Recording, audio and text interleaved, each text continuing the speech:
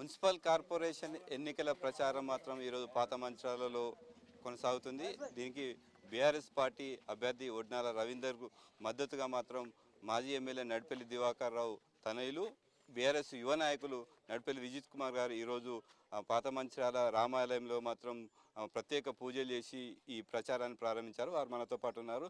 చెప్పండి సార్, మొట్టమొదటిగా ప్రచారాన్ని ఈరోజు ప్రారంభించారు. మీరు ఈ పాత మంచిర్యాల ప్రజలకు ఏం చెప్తారు? పాత మంచిర్యాల ప్రజలందరూ కూడా పేరు పేరున నమస్కారాలు. గతంలో ఇదే ప్రాంతం నుంచి ఎమ్మెల్యేని ఇచ్చిన గడ్డ ఇది. ఇదే ప్రాంతం నుంచి మొన్న జరిగిన ఎలక్షన్లో కూడా ఆశిస్తూ వెంకటరాజయ్య గారిని గెలిపిస్తే చైర్మన్ కావడం జరిగింది.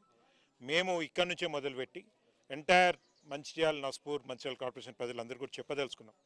ఒక మంచి వ్యక్తులకు, మంచి పార్టీకి, ఈ ప్రాంతాన్ని ప్రేమించే వ్యక్తులకు మనం ఓటేయాలి, పగబెట్టిన వ్యక్తులకు కాదు అనే ఒక సందేశం మేము ఇవ్వడానికి చెప్పడానికి మేము ప్రజల దగ్గరికి వచ్చాం.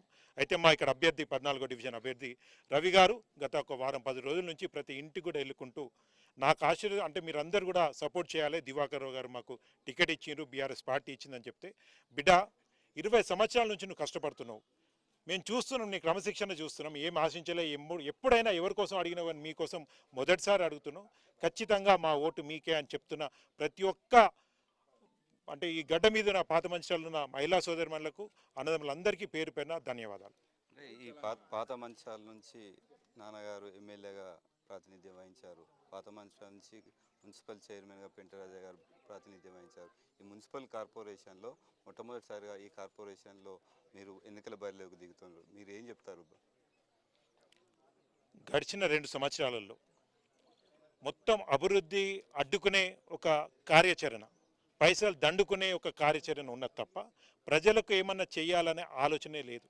పైసలు వస్తే పనిచేసే ఆలోచన తప్ప పేద ప్రజలకు ఏం చేయాలనే ఆలోచన లేదు. ఇవాళ కరకట్ట అర్ధికి కడతారు. ఇవాళ ప్రజలు ఇంతకుముందు ఒక మహిళ వారు అడిగారు నన్ను, అటుదిక్కు కడుతున్నారు, మరి ఆ వాటి ఇటొస్తే ఈ పాత మంచాలు మునిగిపోయినా అందుకైనా మేము ఓటేసిందని ప్రశ్నిస్తారు. అదేవిధంగా మనం అంతర్గాం గోదావరి మీద అంతర్గాం గోదావరి బ్రిడ్జి కట్టాం. అది శాంక్షన్ అయ్యి టెండర్ అయ్యి పని మొదలుపెట్టే ముందు దాన్ని ఆపేశారు. ఈ విధంగా అసలు ఈ ప్రాంతంలో పుట్టిన వ్యక్తి కాదు, పదవి కోసం ఈ ప్రాంతం వచ్చిన వ్యక్తి ఇక్కడ గెలవడం నిజంగా దురదృష్టకరం. అందుకనే ఈ ప్రాంతంపై కసిగట్టి ప్రతి ఒక్కరిని కూడా ఎవరు వచ్చినా నువ్వు నాకు ఓటేలే, ఎవరు ఎంతమంది వచ్చినా నువ్వు నాకు ఓటేలే అని ఒక ఆలోచనతో మీకేం పని చేయ మొన్నటి దాకా ఫస్ట్ బీఆర్ఎస్ పార్టీ నాయకుడిని, ప్రతిపక్ష నాయకుడిని, ప్రజలను, ఇవాళ సొంత పార్టీ నాయకులు కూడా ఈ టికెట్ వ్యవస్థ చూస్తుంటే వాళ్ళు కూడా ఈ పార్టీలు ఎందుకున్నామనే విధంగా ఉందంటే మొత్తం ప్రజలలో చర్చ అవుతుంది. తప్పు చేసినాము, ఈసారి అవకాశం వచ్చింది. అటు రాష్ట్రంలో ఉన్న రేవంత్ రెడ్డి గారి ప్రభుత్వం అన్ని తప్పుడు హామీలు, ఒక్క హామీ కూడా నిలబెట్టుకోలేదు. 2500 ఇస్తారని మహిళా సోదరులు వెయిట్ చేస్తున్నారు. తులం బంగారం ఏదని అది కళ్యాణ లక్ష్మితో పాటు అడిగిన అది లేదు. 2000 పెన్షన్ కేసీఆర్ ఇస్తాడు, 4000 పెన్షన్ అని చెప్పి 2 సంవత్సరాలు అయిపోయింది. 4000 పెన్షన్ పాపం వికలాంగులకు వాళ్ళకి ఇస్తున్నారు, 6000 అది అయిపోయింది. ఆడబిడ్డలు స్కూటీ అనుకున్నారు, అది లేదు. ఏదైనా వాళ్ళు మోసం చేసిండ్రు, మేము మోసపోయినామనేది ప్రజలకు అర్థమైంది. ఖచ్చితంగా గుణపాఠం చెప్పాలి అని కంకణం కట్టుకొని ఉన్నారు. ఎవరు ఎన్ని దోసుకున్నారో, ఏ విధంగా అయితే డబ్బు దోసుకున్నారో అదంతా తిరిగి మళ్ళీ ప్రజలకి కాంగ్రెస్ నాయకులు ఏదైతే ఇప్పుడు పంచబోతుండ్రు, తీసుకోండి పైసలు, ఇవన్నీ ప్రజలు దోసుకున్న పైసలు, ఎన్ని వేలు ఇచ్చినా తీసుకోండి. వాళ్ళు దోసుకున్న పైసలు ఓటుకు 1000 ఇచ్చినా ఇంకా వాళ్ళ దగ్గర బాగా పైసలు ఉంటాయి. అవన్నీ కూడా తీసుకొని ఇవాళ ఈ ప్రాంతంని మంచి ఉండాలి, మంచి కాపాడుకోవాలి అనే లక్ష్యంతో పనిచేస్తున్న దివాకర్ గారి నాయకత్వాన్ని బలపరిచి బీఆర్ఎస్ పార్టీ అభ్యర్థులను కారు గుర్తు కోటేయాలని కోరుకుంటున్నారు. మాజీ ఎమ్మెల్యే 20 సంవత్సరాలుగా ఎమ్మెల్యేగా ఉన్నారు. వారు ఇప్పటి వరకు అభివృద్ధి చేయలేదు, నేను 2 ఏళ్లలో అభివృద్ధి చేసి చూపెడుతున్నా అని చెప్పి నేను ఎమ్మెల్యే ఒక కామెంట్ చేసి దీని మీద మీరేం చెప్తారు?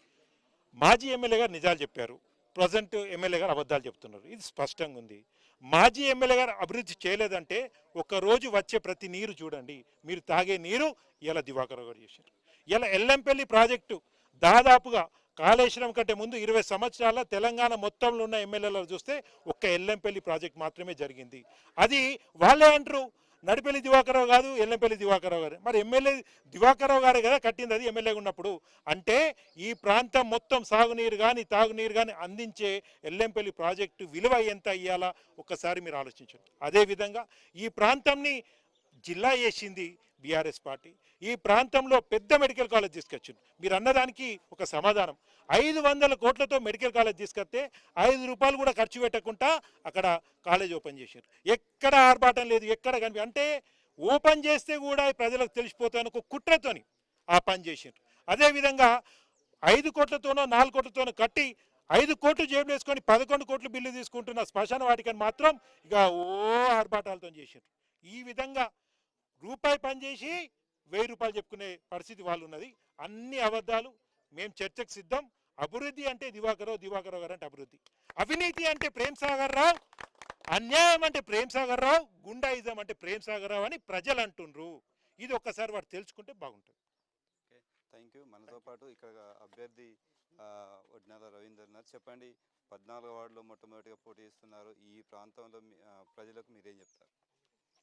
నేను ఈ ప్రాంతంలో పూర్తి బీద కుటుంబంలో పుట్టి మా తండ్రి గారికి కాలు లేకున్నా నాకు 4 సంవత్సరాలప్పుడు మన తండ్రి గారికి కాలు పోయినప్పటికీ నా కుటుంబం నేను బతకాలే బాగుపడాలనే లక్ష్యంతో చిన్న చిన్న ఉపాధి కార్యక్రమాలు హోటల్లో పనిచేసుకుంటూ బట్టలు అమ్ముకుంటూ దినదినాభివృద్ధి ఏదో ఒక కార్యక్రమాలు చేసుకున్న నా పిల్లలు నా కుటుంబాన్ని చదువుకుంటూ దాంతో భాగంగా ఈ ఊరికి ఏదో ఒక సేవ చేయాలనే ముఖ్య ఉద్దేశంతో నా వేదికను ఒక రామాలయ కేంద్రంగా నిర్మించుకొని అక్కడ ఎనలేని సేవా కార్యక్రమాలు చేసుకుంటూ రాముల వారి కళ్యాణం కావచ్చు, దుర్గా నవరాత్రులు కావచ్చు, సీతారాముల కళ్యాణము, శివరాత్రి కళ్యాణము, హనుమాన్ మండల పూజ, అయ్యప్ప మండల పూజలు, సామూహిక కుంకుమ పూజలు ఎనలేని ఒక కార్యక్రమాలను తీసుకొని ప్రజలందరినీ కూడా దానిలో భాగస్వామై ప్రజలందరితో నేను మమేకమై ఈయన కరెక్టు మంచిగుంటాడు, ఈయన మంచి మనిషి అనే భావన ప్రజలందరిలో ఉన్నప్పటికీ అదే పద్ధతిలో మళ్ళీ సెకండరీ నేను ఏదో ఒక సేవ చేయాలనే ఉద్దేశంతో ఇంకా రాజకీయ పార్టీలలో తిరుగుతూ దివాకర్ గారు వెంబడి, పెండ్రాజా గారి వెంబడి, విజయదాన గారి వెంబడి తిరుగుతుంటే 20 సంవత్సరాలు 15 సంవత్సరాలు తిరుగుతుంటే వారు పూర్తి విశ్వాసంతో నమ్మకంతో ఇక్కడ ఉన్నటువంటి మొత్తం పార్టీ యంత్రాంగం అంతా కూడా నాయకులు కార్యకర్తలు పాత మంచాలు ఉన్నటువంటి అందరూ కూడా రవికిరణ్ సార్ ఆయన మంచి మనిషి గెలిపించుకుంటాం అందరూ చెప్పడం జరిగింది. అదేవిధంగా పూర్తి విశ్వాసంతో నాకు టికెట్ ఇవ్వడం జరిగింది. ఈ వారం రోజుల నుండి నేను నా భార్య ఇద్దరం కలిసి కుటుంబానికి వెళ్తే అందరూ కూడా ఇప్పుడు నేను ఏదైతే చెప్పానో బిడ్డ నీకెందుకు మేమున్నాం, నువ్వు మంచి మనిషివి, నీకంటే మంచి వాళ్ళు ఎవరు ఉంటారు ఈ ఊళ్ళే, ఇంతకుముందు నీకు అవకాశాలు రాలేదు, ఈసారి ఒకసారి వచ్చినాయి, తప్పకుండా మేమే నేను గెలిపించుకుంటాను ప్రజలందరూ కూడా ముక్త కంఠంతో చెప్తుండ్రు. వారందరికీ కూడా పేరున ధన్యవాదాలు, వారందరికీ కూడా నమస్సుమాంజలి. Thank you. మొత్తానికి పాత మంచిర్యాలలో మాత్రం మున్సిపల్ కార్పొరేషన్ ఎన్నికల పోరు మాత్రం రసవత్తరంగా ఉండబోతుంది. ఎందుకంటే పాత మంచిర్యాల నుంచే ఎమ్మెల్యే నడిపల్లి దివాకరావు ఎమ్మెల్యే అయినరు, తర్వాత పెంటరాజయ్య గారు మున్సిపల్ చైర్మన్ అయినరు.